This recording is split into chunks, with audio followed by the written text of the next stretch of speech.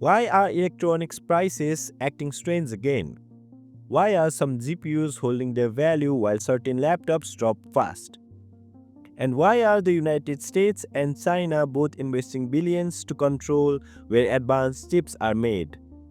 This isn't random market behavior.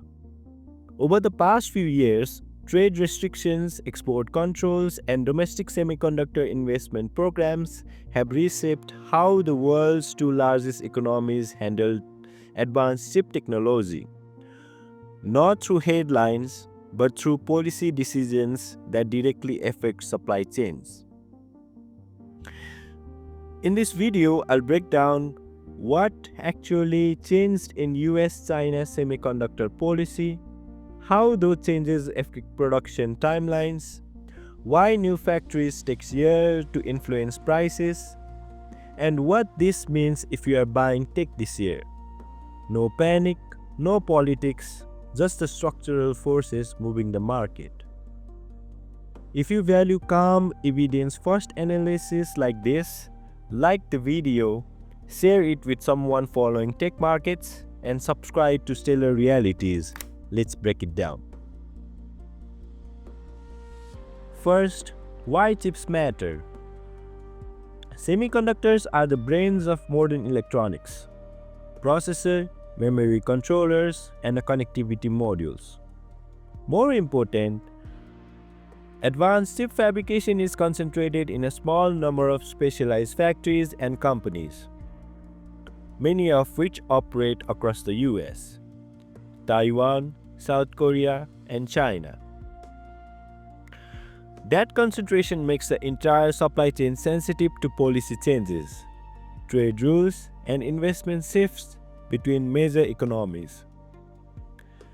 When production is geographically concentrated and policy environments shift, price ripple effects become more likely. Here are two policy facts you need to know. First, the US CHIPS and Science Act committed large federal incentives to boost domestic semiconductor manufacturing and workforce programs. Billions in subsidies and incentives aim to expand US-based capacity.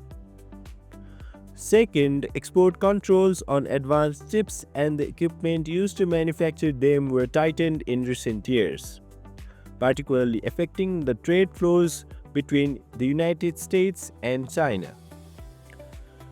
These updates don't stop global trade, but they do reshape what advanced technologies can be shipped, where productions can occur, and which facilities can access certain tools. In response, China has increased investment in its domestic semiconductor ecosystems, while US policy emphasizes onshoring and supply diversification. These are structural economic adjustments, not short-term headlines, and they directly affect where chips can be made, how fast factories ramp, and who can buy certain advanced components. Policy plus capital equals production shifts. Take TSMC. They are investing billions in US fabs in Arizona.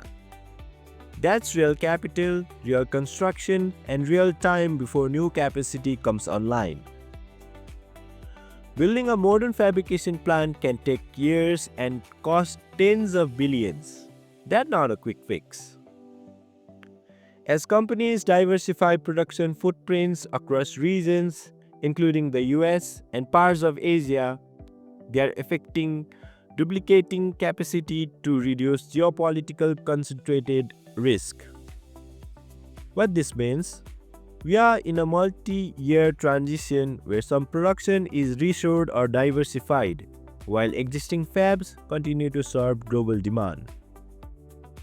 That transition has cost, and cost influence prices. Now add market cycles to the mix. After pandemic-era shortages, 2023 saw inventory corrections and some segments were oversupplied, others not. Then 2024 to 2025 saw gradual recovery in global semiconductor sales. These cyclical ups and downs are happening at the same time as policy-driven supply realignment between major economies. Translation: some product categories fall in prices as investors normalize, while others face pressure because new production lines are still ramping and capital costs remain high. So, what consumers should expect in the short term? We may see price pressure in specific categories that rely on the newest, most advanced nodes. Think premium GPUs or high-end phones. Advanced node production is precisely where export controls and regional investment shifts have the greatest impact. But long-term diversified production across regions, including expanded US capacity and growing Asian domestic production, reduces vulnerability to single-point disruptions. It's a trade-off: short-term adjustment cost for long-term supply resilience. Actionable tip: if you are shopping now, check whether the device uses cut-edge nodes or mature nodes. Mature nodes devices typically stabilize in price earlier. Policy is enforced. It's not just press releases. Regulatory agencies actively monitor compliance with export rules, and companies adjust quickly when rules change.